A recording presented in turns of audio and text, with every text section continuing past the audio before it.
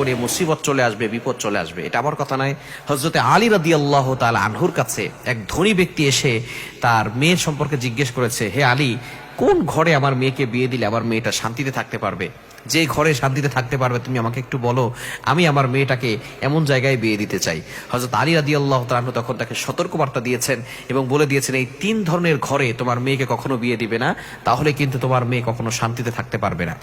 Number 1 number হচ্ছে যেই ঘরের সব সিদ্ধান্ত নারীদের উপরে, অর্থাৎ নারীরা যেটা বলে সেটাই শোনে, ওই ঘরে কখনো আপনার মেয়েকে বিয়ে দিবেন না। নাম্বার 2, দ্বিতীয় নাম্বার হচ্ছে যেই ঘরে নারীদেরকে কোনো সম্মান করা হয় না, নারীদেরকে রেসপেক্ট করা হয় না। কিছু কিছু সংসার এমন রয়েছে, কিছু কিছু পরিবার এমন রয়েছে যেখানে নারীদেরকে কোনো সম্মানই দেওয়া হয় না। তার নারীদেরকে যেভাবে বাজেভাবে ব্যবহার করা হয়, তারা মনে করে নারীরা কোনো সম্মানের পাত্রই নয়, অথচ আল্লাহ পাক রব্বুল আলামিন নারীদেরকে বেশি সম্মান দিয়েছেন।